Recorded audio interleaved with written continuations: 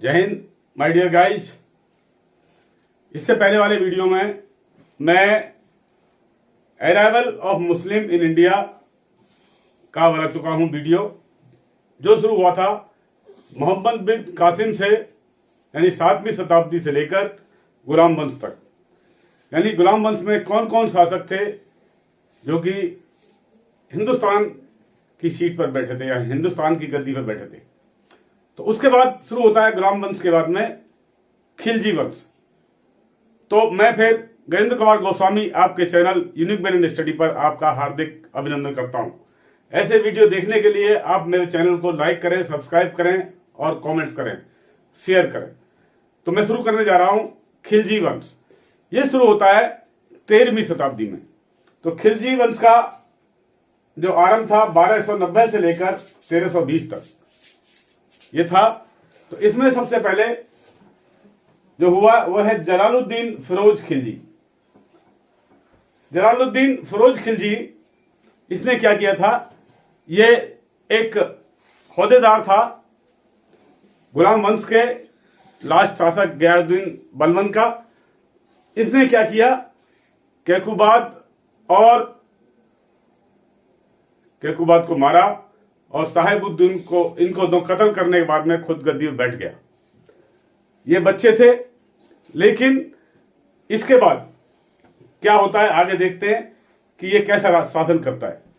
तो ये खल्ज यानी तुर्क का रहने वाला था, खल्ज स्थान है, वहां से खिलजी स्टार्ट होता है।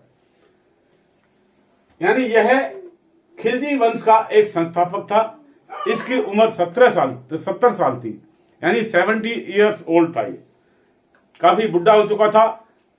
और इसने मारने के बाद में, यानी कैकुबाद को मारने के बाद में ये गद्दी पर बैठा था।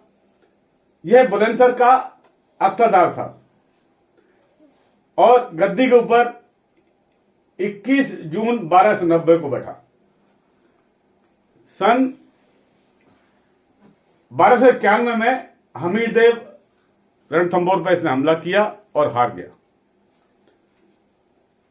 इसके शासन काल में बहुत विद्रोह फैले, बहुत इसके विद्रोह हुआ।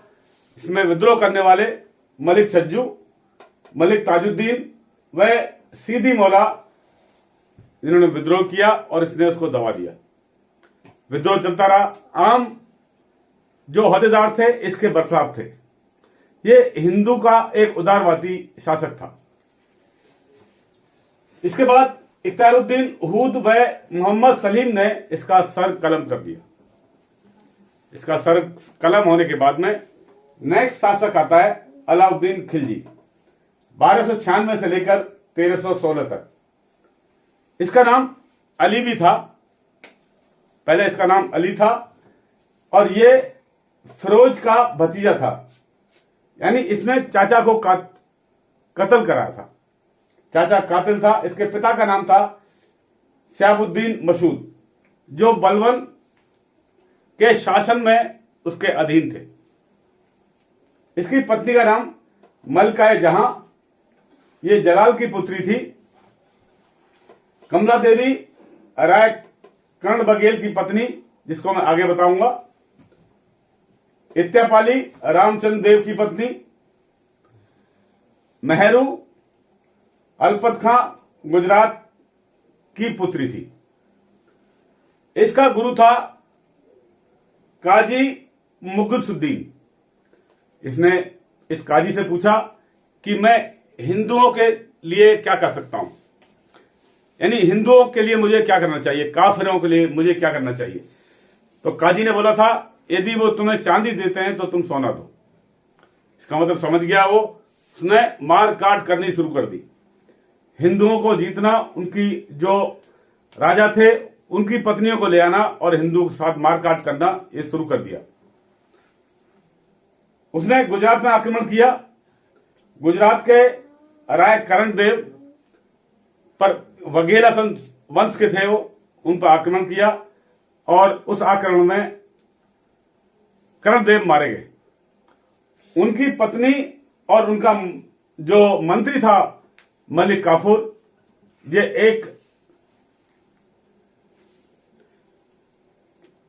एक ये यानी न नारी था न नर था, यानी एक हिजड़ा जिसको बोलते हैं वो था। इन दोनों को यानी राजा करण सिंह को मारने के बाद, कत्ल करने के बाद ये इन दोनों को ले आया और रानी कमलावती से इसने अपना निकाह कर लिया। मलिक कफूर को इसने अपना मंत्री बना लिया। इसका यह सोच था कि यदि ये हिजड़ा है तो हमारे लिए शुभ होगा। इसको मंत्री बना के रखा और आगे इसको कर्णधार बनाया, यानी जो आक्रमण थे इसके द्वारा कराए। दूसरा आक्रमण इसने रामेश्वरम पे किया और वहां पर जीत पाई। चित्तौड़ पर आक्रमण किया राजा रतन सिंह और रानी पद्मावती की आप जानते हैं, इनके मंत्री थे गोरा और बादल। इसके बारे में आप कहानी जानते हैं। इसका एक पिक्चर भी बन चुकी है, रानी पद्मावत। लोगों का कहना है कि मलिक मोहम्मद जायसी का एक ये काल्पनिक नाटक है, लेकिन ऐसा नहीं है। राणा रतन सिंह के पिताजी का नाम था समर सिंह, उनके ये पुत्र थे, एक बहादुर थे। जब आक्रमण किया अलाउद्दीन खिलजी ने चित्तौड़ के ऊपर, तो यहां पर अलाउद्दीन खिलजी परास्त हो गया। परास्त होने के बाद में यहां पर एक कुछ कमजोरी अपनों से हो जाती है, यानी गलती अपनों से होती है, जो कि यानी जयचंद हर जमाने में पैदा होते हैं, होते आए हैं और होते रहेंगे। तो इनका एक कवि जिससे कि इनकी कह सुनी हो गई थी, राजा रतन सिंह के कवि ने अलाउद्दीन को बताया कि जो इनकी रानी है पद्मावती बहुत ही सुंदर है।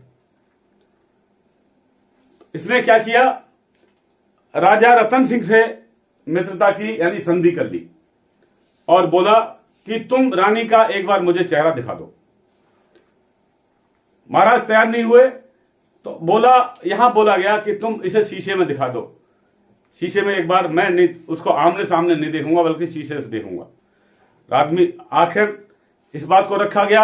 जो जनता थी चित्तौड़ की, वो नाराज थी कि रानी का चेहरा ऐसे नहीं दिखाया जाएगा। इनके मंत्री थे गोरा और बादल। जब राजा ने हां कर दिया तो वो वहां देश छोड़कर चले गए और जंगलों में चले गए। जैसे ही चेहरा दिखाया गया शीशे के अंदर, अलाउद्दीन पागल हो गया और अलाउद्दीन को छोड़ने के लिए, जैसा कि गेस्ट आता है उसको छोड़ने के लिए बाहर जाते हैं, राजा रतन सिंह अलाउद्दीन को छोड़ने के लिए बाहर आए। बाहर आने के बाद जैसे सी ऑफ किया तो इसको उठा के ले गया, खिलजी उठा के ले गया राजा रतन सिंह को और दिल्ली जाकर बंद कर दिया। और ये शर्त रखी कि रानी पद्मावती मेरे से निकाह करे तो मैं इसको छोड़ूंगा, नहीं तो मार दूंगा। बड़ा ही असमंजस का काम था, बड़ा ही धैर्यपूर्ण काम करना था।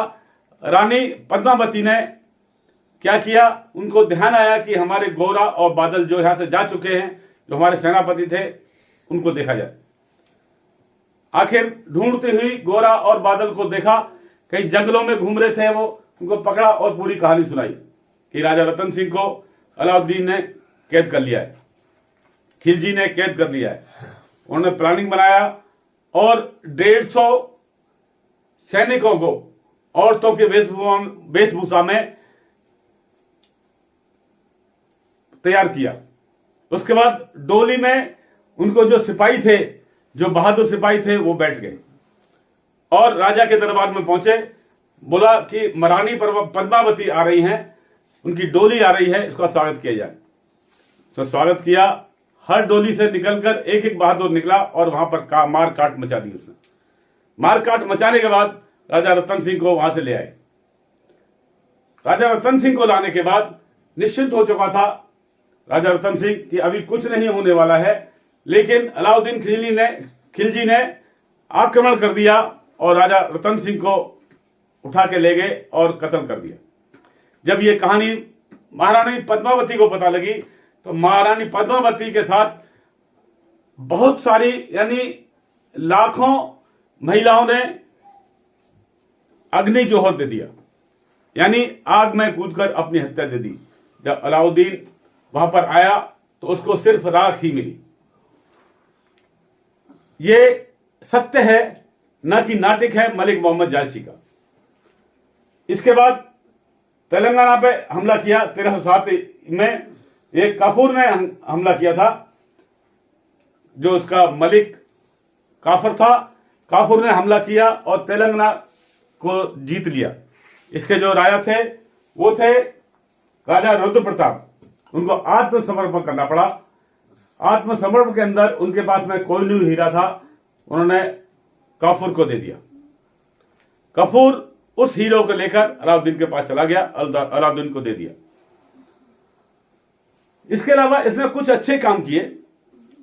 एक हिंदू विरोधी तो था ही, यानी तकरीबन 1.5 लाख आदमी इसने हिंदू कत्ल करा दिए थे। इसने जो अपने शासन में कुछ अच्छे काम किए वो है पुलिस व्यवस्था, यानी पुलिस की एक मैनेजमेंट किया। उसमें जो देखभाल करने वाला था उसको कोतवाल का नाम दिया। मंडी प्रणाली, इसने मंडी प्रणाली चलाई जिसके अंदर घोड़े, हाथी, ऊंटों का व्यापार होता था, वस्त्र का बिक्री होता था, उसके बाद में अनाज का बिक्री होता था। इस तरह से मंडी सिस्टम चलाया। अपनी सेना का विस्तार किया। इसके सेना के अंदर 4,75,000 सैनिक थे और हर सैनिक को वह नगद पेमेंट करता था, यानी उसका वेतन नगद देता था। उसके साथ सेना का, हाँ, मैं ये कहना चाह रहा हूं कि आप इसका एक स्क्रीनशॉट ले लें। मेरा वीडियो खत्म होने के बाद स्क्रीनशॉट ले लें। यदि आप नहीं लिख पाएंगे तो आपको ये समझते रहें और उसके बाद में देखेंगे हम कि किस राजा ने क्या क्या गलती की हैं। आज क्लास 9 से लेकर 12 तक इन मुगलों का जो इतिहास है, जो हमारे आतंकवादी थे जिन्होंने आतंक फैलाया हमारे देश के ऊपर, राजा नहीं थे बल्कि आतंकवादी थे जिन्होंने कि हमारे देश को लूट के खा लिया, उसके इतिहास को बंद कर दिया गया है। हमें यह पता होना चाहिए कि हमारे ऊपर क्या क्या अत्याचार हुए। ये हमारे भारतवर्ष पर ही नहीं, यह है अपितु पाकिस्तान के ऊपर भी है, क्योंकि पाकिस्तान उस टाइम पर हमारे साथी था। ये अत्याचार उन पर भी हुए थे। जो राजी से मान गए, जिन्होंने सहमति दे दी, जिन्होंने मुस्लिम धर्म इस्तेमाल कर लिया, वो ठीक है। मुस्लिम धर्म इस्तेमाल किया होगा, मुस्लिम धर्म जो अख्तियार किया होगा वो किसी कारणवश किया होगा, किसी कमजोरी कारण हो सकता है या किसी प्रलोभन के कारण, यानी कुछ लोभ देकर। इसके अलावा इसने क्या किया, पुलिस और घोड़ों की पहचान बनाई, यानी घोड़ों के ऊपर दाग लगा दिया कि ये राजशाही घोड़े, और पुलिस का भी पहचान बनाई, सेना की एक पहचान बनाई, एक डाक प्रणाली स्थापित की।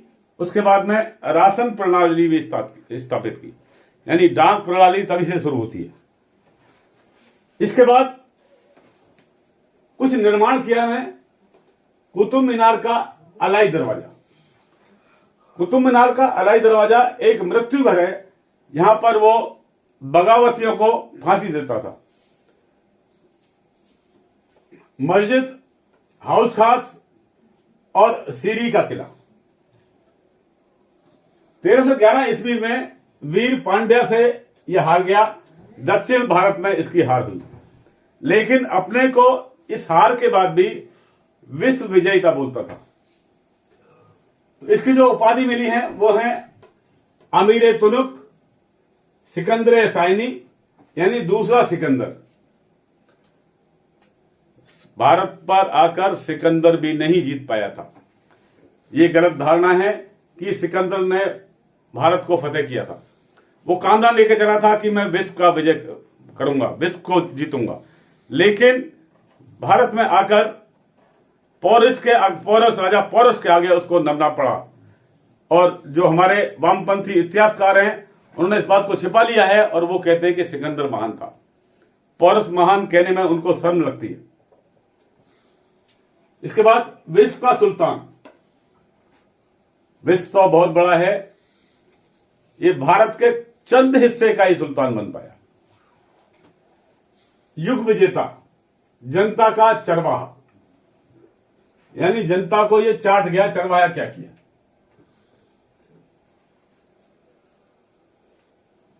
इसके शासनकाल में अमीर खुसरो इतिहासकार थे जिन्होंने ये चित्तौड़ वाली लड़ाई में शामिल हुए थे। हर मुगल शासक के साथ, चाहे उसने फारसी में लिखी हो या अरबी में लिखी हो, उनके इतिहासकार थे।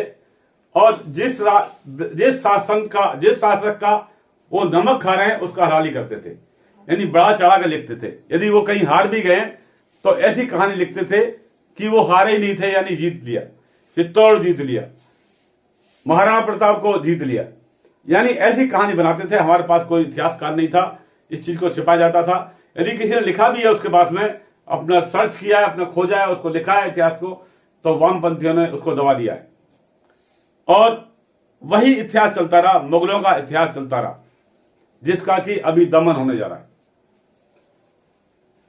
इसकी मृत्यु 3 जून 1316 को हो गई। यह ड्रॉपसी बीमारी थी, यानी जलोदर, यानी पेट बढ़ जाता है, पेट के अंदर पानी हो जाता है, काफी बढ़ गया था, जिसकी वजह से इसकी मृत्यु हो गई थी।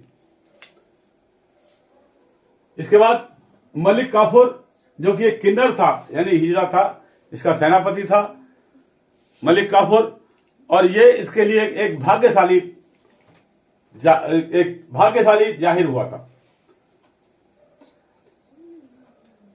मलिक काफूर को नुसरत खां एक व्यापारी था। नुसरत खां व्यापारी से राय करण देव ने खरीदा था 1000 दिनार में। तो इसको 1000 दिनारी भी कहते हैं, यानी मलिक काफूर को 1000 दिनारी भी कहते हैं। उस व्यापारी ने राजा करण देव को 1000 दिनार में इसको बेचा था। उसके बाद नेक्स्ट शासनकाल आता है अलाउद्दीन खिलजी के मरने के बाद। उसका बेटा शहाबुद्दीन खिलजी 6 साल का था, उसको शासक बनाया गया, गद्दी बैठा गया। 6 साल का क्या कर सकता है, लेकिन वहां पर एक मुबारक शाह ने उसके बेटे और मलिक काफूर की हत्या कर दी। इन दोनों की हत्या कर दी और आप गद्दी में बैठ गया। तो देखते हैं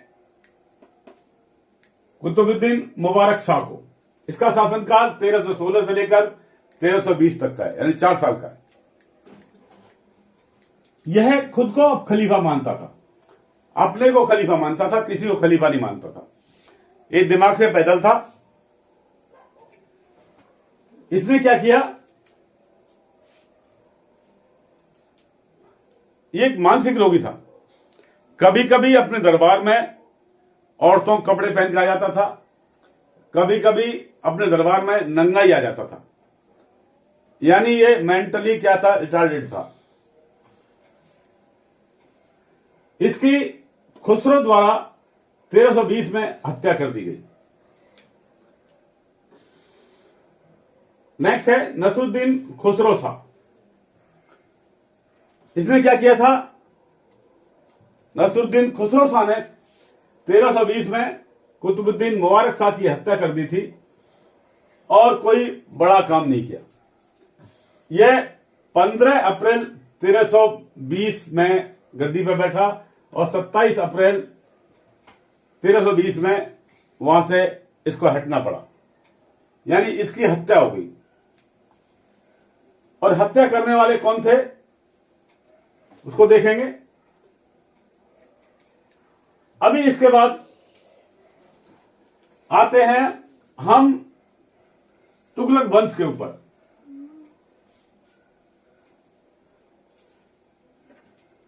तुगलक वंश में नसीरुद्दीन जो था वह एक अय्याश और नकारा किस्म का व्यक्ति था। ये ज्यादा शासन नहीं कर पाया, मुश्किल से 12 दिन इसने शासन किया और 12 दिन शासन के अंदर तुगलक वंश के राजा ने, जो कि इसके मेहताब थे, इसके अंडर काम कर रहे थे, उन्होंने इसकी हत्या कर दी और यहां पर तुगलक वंश शुरू हो गया। तो तुगलक वंश शुरू होता है 1320 से लेकर 1414 तक, यानी 1320 से लेकर 1414 तक। तो इसका पहला शासक हुआ गयासुद्दीन तुगलक।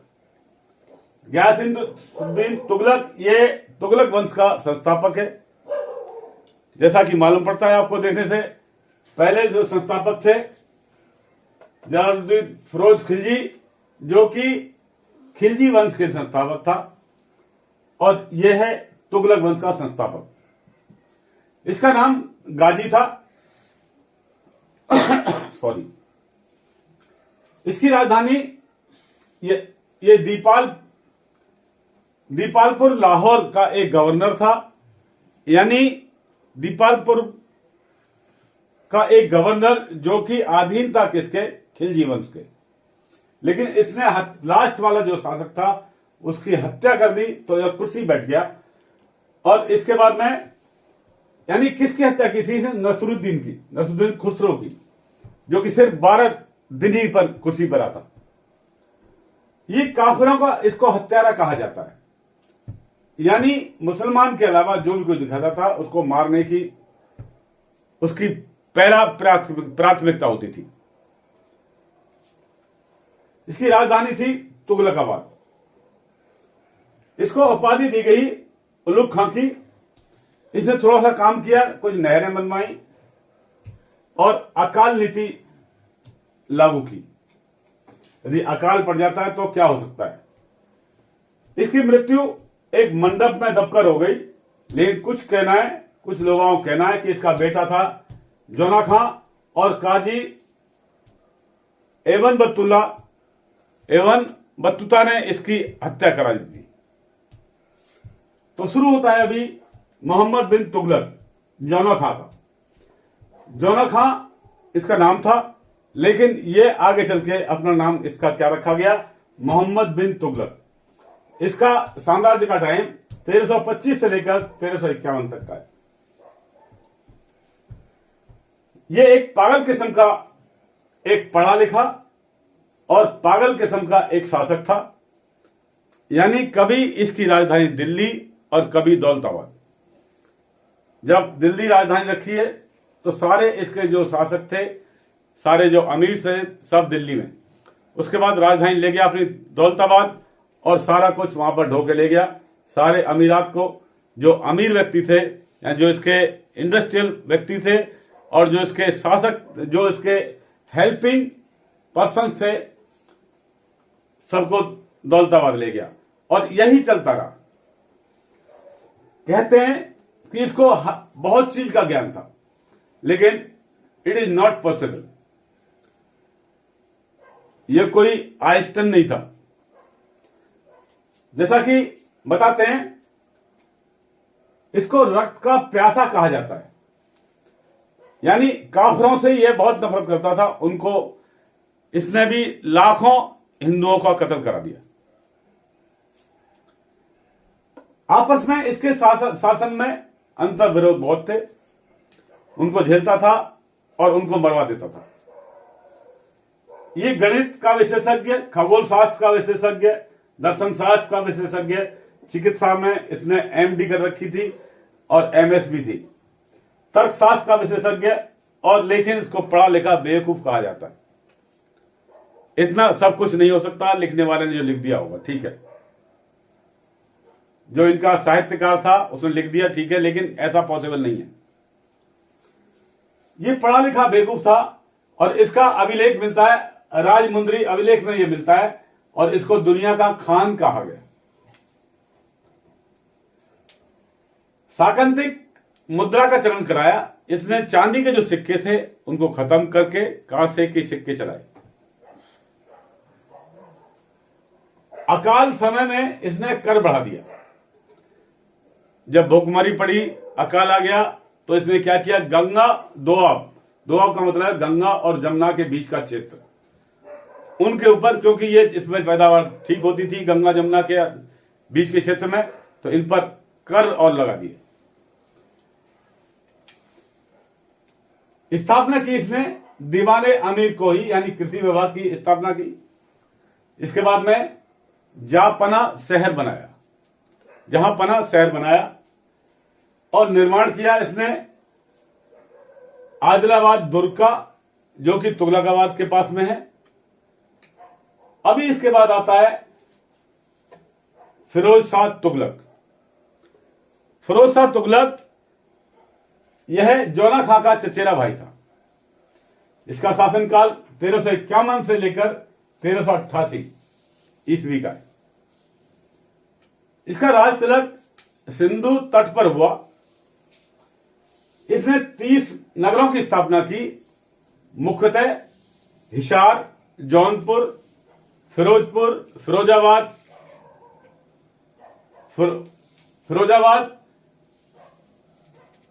ये शहर थे। इसके बाद इसने 5 बड़ी बड़ी नहरें बनाई, तालाब बनाए, अस्पताल बनाए और बांध बनवाए। कुतुब मीनार बिजली से बची रहे, इसका बचाव किया, यानी बिजली से बचाने के लिए कुतुब मीनार का इसने बचाव किया। कठोर दंड व कर की माफी कर दी, यानी कठोर दंड नहीं दिया जाएगा, उसमें रिलैक्सेशन दे दिया और कर में भी इसने रिलैक्सेशन दिया।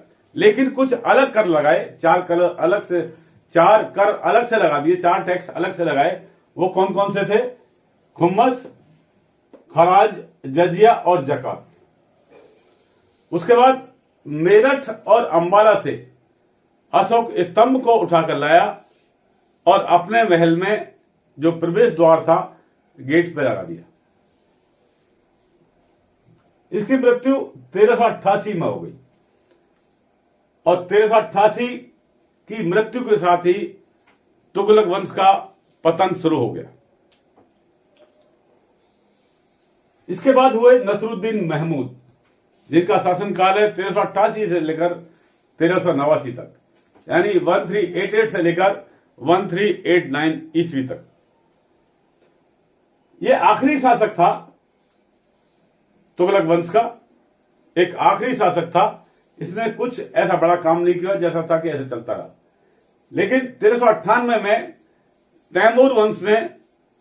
तैमूर वंश ने इनके ऊपर आक्रमण कर दिया और इसकी हत्या कर दी और फिर शुरू हुआ तैमूर वंश, यानी सैयद वंश की स्थापना स्टार्ट हो गई। ये था, यानी आपके 3 हो चुके हैं, गुलाम वंश, खिलजी वंश और तुगलक वंश। उसके बाद हम लेंगे जो बच जाते हैं, सैयद वंश को आगे देखेंगे, लोधी वंश को देखेंगे और मुगल वंश को देखेंगे। तो ऐसे ही वीडियो देखने के लिए आप मेरे चैनल को लाइक करें, सब्सक्राइब करें, कमेंट्स करें और शेयर करें। अगले वीडियो तक धन्यवाद।